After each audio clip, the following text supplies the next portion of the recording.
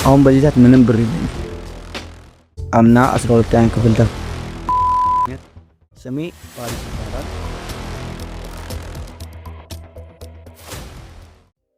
ሰላም፣ ዛሬ በዚህ ቪዲዮ የምናየው ራሴን አስተዋውቃለሁ እና ራሴን ቢያንስ ወደ 5 ወይ ወደ 6 ጥያቄዎች እጠይቃለሁ። ከዛም በኋላ በነዛ ጥያቄዎች ላይ መልስ ይሰጥና ከዛም በኋላ ቀጣይ ደግሞ ምን አይነት ነገር እንደምናደርግ አብረን እንከታተላለን። የመጀመሪያ ጥያቄ ማን ነኝ በሚለው እንጀምርና እኔ አምና 12ኛ ክፍል ተፈትኜ ወድቄ አሁን ደግሞ ስራ ለመስራት ወይ ገንዘብ የቤተሰቤንም ህይወት የራሴንም ህይወት ለመለወጥ የምጥር ወጣት ነኝ። ስሜ ፋሪስ ይባላል። የምኖረው ደግሞ እዚህ ወላይታ ነው፣ ወላይታ ሶዶ ነው።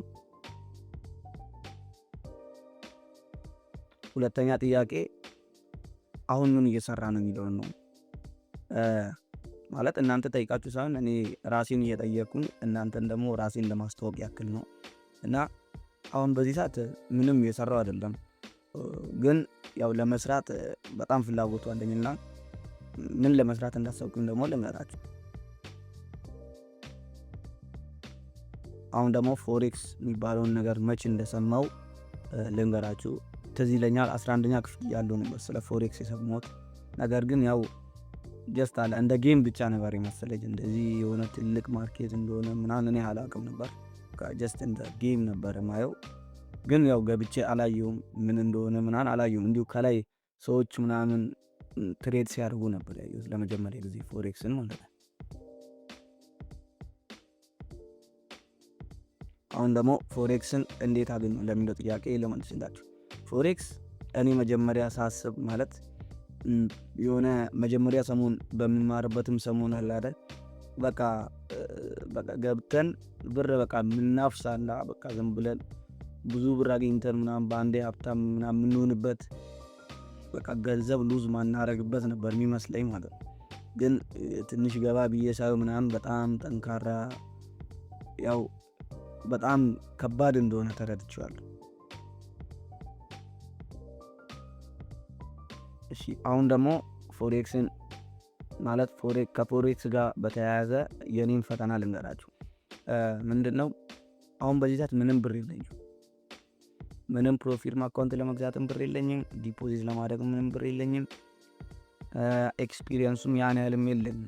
ማለት ዲሞ ላይ ነው ትንሽ እኔ ከዚህ በፊት ትሬድ ሳደርግ የነበረው እና አሁን ከዲሞ ትሬድ ተነስተን ፕሮፊርም አካውንት እስከ መግዛት ከዛም በኋላ ያን ፕሮፊርም አካውንት ደግሞ ፈንድድ ለመሆን አለ አይደል፣ ያን ጆርኒ ነው እዚህ ቻናል ላይ የምናየው አሁን አይደል። አሁን ደግሞ እቅዴን ልንገራችሁ። እቅዴን እንደመሰላችሁ ቢያንስ ለአንድ ወር ያህል በዚህ ቻናል ሁሌም አፕዴት እያደረግኳችሁ ቀን በቀን ባይሆንም ቢያንስ በሳምንት 2 ቪዲዮ ወይ 3 ቪዲዮ እንደምንም እየለቀኩ ማለት ማርኬቱን ለመረዳት በዲሞ ትሬድ ያደረግን እየተለማመደን ማለት እኔ ብቻ አይደለሁም ጀማሪ፣ ብዙ ልጆች ጀማሪዎች ልትኖሩ ትችላላችሁ። ስለዚህ አብረን በዚህ ቻናል እየተማማረን ማርኬቱ ለምን እዚህ ደረሰ ምናምን የሚለውን አናላይሲስ አብረን ቴክኒካል አናላይሲስ አብረን እየሰራን እየተማማረን ከዛም በኋላ ፕሮፊርም አካውንት እንገዛለን። ከዛም በኋላ ከፕሮፊርም አካውንት በኋላ ፈንድል ለመሆን ያን እንትን አላ ፈንድል ለመሆን እንጥራለን። ከዛም በኋላ እስከ ፔይአውት ድረስ አብረን እንሄዳለን ማለት ነው።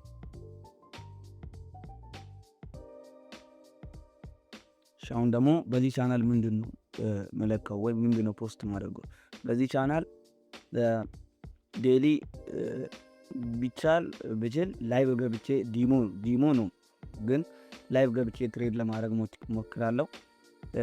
ማልችል ከሆነ ደግሞ ያው በሳምንት ወይ 2 ወይ 3 ቪዲዮ ማለት ትሬድ ከመግባቴ በፊትና ከገባው በኋላ ሙሉ ጆርናል እየጻፍኩ ያን ጆርናል ለእናንተ ሼር እያደረግኩ ምናምን እንዴት እንትን እንደምንሆን ደግሞ ለራሴም በኋላ ቪዲዮ ነው እያየው እንድማርበት ነው ይህን ቻናል የከፈትኩት።